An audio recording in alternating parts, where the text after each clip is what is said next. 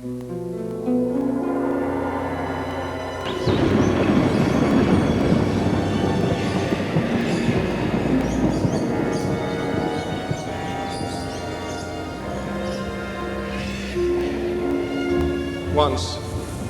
upon a midnight dreary, while I pondered weak and weary over many a quaint and curious volume of forgotten lore, while I nodded, nearly napping, suddenly there came a tapping, as of someone gently rapping at my chamber door.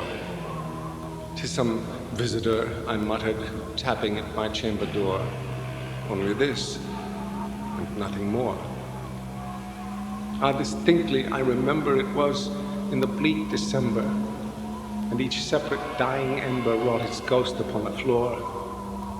Eagerly I wished the morrow. Vainly I had sought to borrow from my books surcease of sorrow, sorrow for the lost Lenore, for the rare and radiant maiden whom the angels name Lenore, nameless here, forevermore. And the silken, sad, uncertain rustling of each purple curtain thrilled me, filled me with fantastic terrors never felt before, so that now, to still the beating of my heart, I stood repeating, "'Tis some visitor entreating entrance at my chamber door, some late visitor entreating entrance at my chamber door. This it is, and nothing more." Presently, my soul grew stronger. Hesitating then no longer, "Sir," said I, "or madam, truly your forgiveness I implore, but the fact is I was napping. And so gently you came rapping, and so faintly you came tapping at my chamber door, that I scarce was sure I heard you. Here, I opened wide the door. Darkness there. Nothing more. Deep into that darkness peering. Long I stood there wondering, fearing, doubting, dreaming dreams no mortal ever dared to dream before, but the silence was unbroken. The stillness gave no token, and the only word there spoken was the whispered word, "Lenore." This I whispered, and an echo murmured back the word, "Lenore." Merely this, nothing more.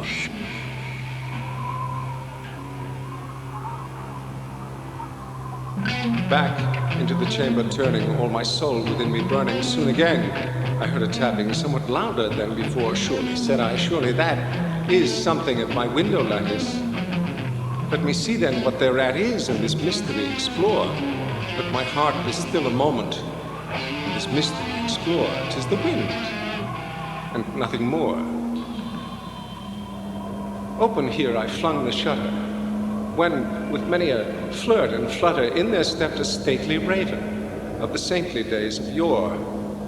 Not the least obeisance made he, not a minute stopped or stayed he, but with mien of lord or lady, perched above my chamber door, perched upon a bust of Pallas, just above my chamber door, perched and sat, nothing more. Then, this ebony bird beguiling my sad fancy into smiling, by the grave and stir decorum of the countenance it wore. "Though thy crest be shorn and shaven, thou," I said, "art sure no craven, ghastly, grim, and ancient raven, wandering from the nightly shore. Tell me what thy lordly name is on the night's Plutonian shore." Quoth the raven, "Nevermore." Much I marvel this ungainly fowl to hear discourse so plainly, though its answer little meaning, little relevancy bore, for we cannot help agreeing that no living human being ever yet was blessed with seeing bird above his chamber door, bird or beast, upon the sculptured bust, upon his chamber door, with such a name as Nevermore. But the raven, sitting lonely on the pallid bust, spoke only that one word, as if his soul in that one word he did outpour. Nothing farther than he uttered, not a feather than he fluttered, till I scarcely more than muttered, "Other friends have flown before.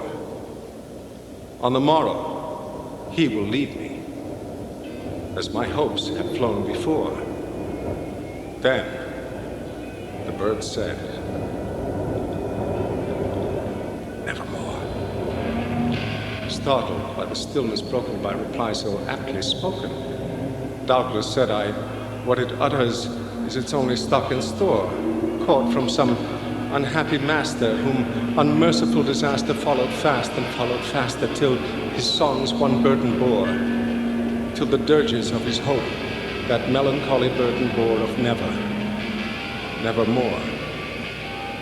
But the raven, still beguiling all my fancy into smiling straight, I wheeled a cushioned seat in front of bird and bust and door.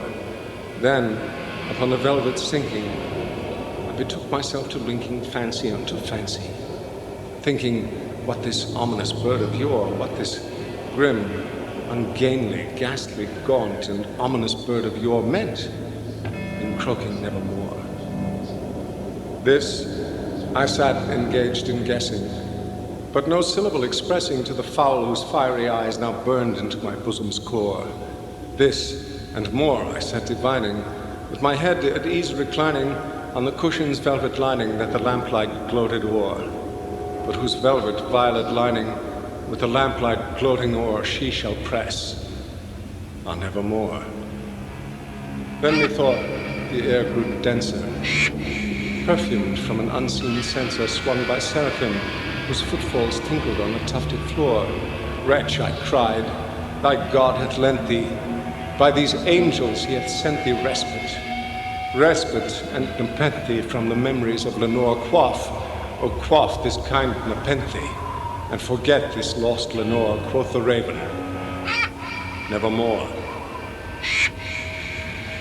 Prophet, said I, thing of evil, prophet, still a bird or devil, whether tempter sent or whether tempest tossed thee here ashore, desolate, yet all undaunted, on this desert land enchanted, on this home by horror haunted, tell me, truly I implore, is there balm in Gilead? Tell me, I implore, quoth the raven, nevermore.